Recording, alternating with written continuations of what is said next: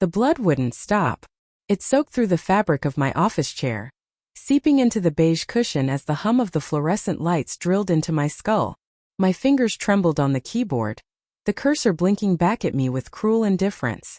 I remember whispering, "Something's wrong." But my manager Alex didn't even look up from his screen. "You said you could handle it," he replied, tone clipped, eyes sharp behind his rectangular glasses. "Deadlines don't move for personal drama, Claire." Personal drama. That's what he called it. The miscarriage wasn't even confirmed yet, but deep down I knew. The cramping was a cruel rhythm, a wave of pain and loss that hit like clockwork. And still I stayed. Because he told me I had to. Because I needed this job more than I needed mercy. 2 weeks earlier, Alex had been different lately. He'd stopped saying good morning. He used to praise my reports in front of the team. Now he sent curt, single-line emails correcting me for tiny mistakes. The warmth we once shared, late-night strategy sessions, shared jokes, that subtle undercurrent of trust, had frozen into a sterile chill. First, I thought it was because of his divorce. Or maybe because I'd requested maternity leave earlier than expected. But there were other signs, small and sickeningly familiar. The whispered meetings behind closed doors. The way he looked away when I entered the conference room. The lingering smirk of our HR director, Jenna. I brushed it off. Don't be paranoid, I told myself. Hormones. Exhaustion. Grief from trying and losing before. But paranoia has a scent. A faint metallic tang. Like the moment before rain hits bloodied pavement. When I lost the baby, Alex didn't offer condolences. He sent a Teams message. "I know you're going through something, but we can't afford you missing another client presentation." I stared at the screen, tears blurring the words until they swam into nothing. I typed back, "I just miscarried."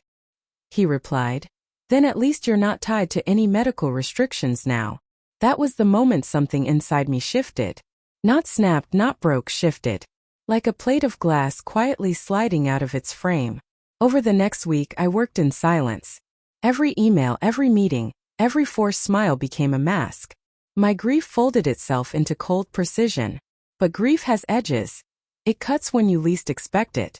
One afternoon, while cleaning out the company printer room, I found something that shouldn't have been there. A draft of an internal memo marked confidential promotion restructure.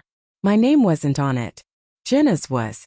And under the signature line, approved by A. Mercer. Alex. He'd promised me that role. I'd built that entire project from scratch, running campaigns during sleepless nights while trying to save a pregnancy that was already slipping away. I'd been loyal. I'd been compliant. And he'd sold me out. That night I didn't sleep. I reread old emails, his praise, his reassurances, his words that once felt like mentorship and now stung like manipulation. "You're like a partner in this. No one else gets it the way you do." It wasn't mentorship. It was control. By morning I decided something. If I was going to bleed for this company, they were going to see every drop. The meeting. 2 days later, an emergency all-hands meeting was called by the board of directors. Whispers spread fast. People speculated it was about the acquisition deal or the budget scandal in the marketing department.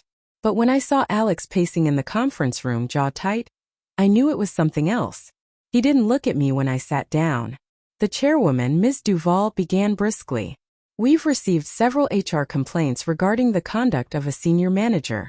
Before we proceed, Mr. Mercer, would you like to address these?" Alex's face went pale. I don't know what this is about," he stammered. I did. Because 2 nights ago, I'd sent the board every email, every message, every time-stamped request he'd made demanding I push through my miscarriage. Not anonymously. I'd signed it. Ms. Duval turned toward me. "Ms. Patel, you filed the complaint?" My voice was steady. "Yes. But this isn't just about me. It's about a culture that rewards cruelty and punishes compassion. And it's not the first time Alex has done this." Gasps rippled through the room. Jenna shifted uncomfortably beside him. I noticed the tremor in her hand as she adjusted her blouse. Duval's expression hardened. "You'll both remain for questioning. The rest are dismissed." As I stood, Alex finally met my eyes. There was no anger, no guilt, just disbelief. As if betrayal was only his right to wield. The twist. That night, HR released a company-wide statement. Both Alex and Jenna had been placed on indefinite leave pending investigation. By morning, an internal source leaked details to the press, anonymous of course. Tech manager forces employee to work through miscarriage. Within days, investors demanded answers. The board moved swiftly to clean house, reassigning leadership. 2 weeks later, I got a call from Ms. Duval herself.